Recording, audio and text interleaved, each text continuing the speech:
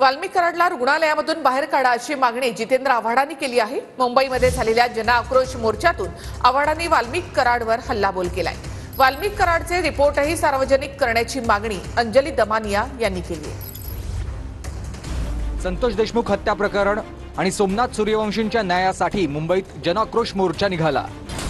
जनआक्रोश मोर्चामधून जितेंद्र आव्हाड यांनी कराडवर हल्लाबोल केलाय। वाल्मिक कराडला का घाबरतात? वाल्मिकच्या हातामध्ये अशी कोणती गुप्त गोष्ट आहे ज्यामुळे सर्व घाबरतात, असा सवाल जितेंद्र आव्हाडांनी केलाय। राजकीय वरदहस्ताशिवाय कराड ऍडमिट नाही, असं दीपक केदारांचा आरोप आहे। एवढे सगळे वाल्मिकला का घाबरतात?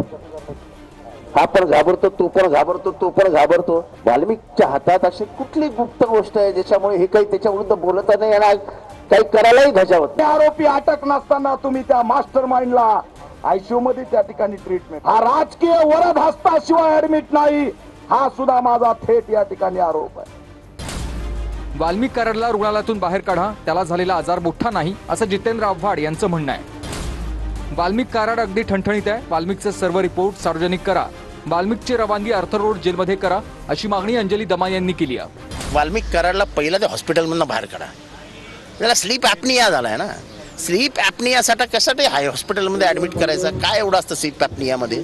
या देशातल्या 50% लोकांना स्लीप ॲपनिया आहे। अशा ठणठणीत व्यक्तीला बाहेर काढण्यासाठी त्यांना ताबडतोब त्यांच्या ज्या टेस्ट झाल्या आहेत ना काल, त्या सगळे रिपोर्ट सार्वजनिक करा।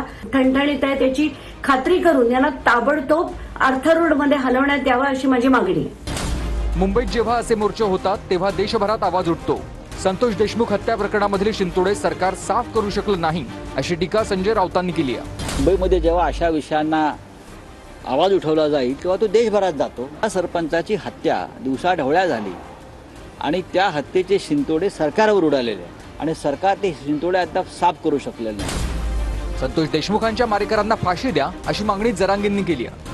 या उपोषणात पहिल्यांदा संतोष भैया देशमुखांची सुद्धा आपण मागणी घेतलेली की त्या सगळ्या आरोपींना फाशीची शिक्षा झाली पाहिजे, सापडून त्याचा पूर्ण गुंडगिरीच्या टोळीचा नायनाट करायचा आहे। संतोष देशमुखांचे भाऊ धनंजय देशमुख, मुलगी वैभवी देशमुखचा मोर्चात सहभाग होता।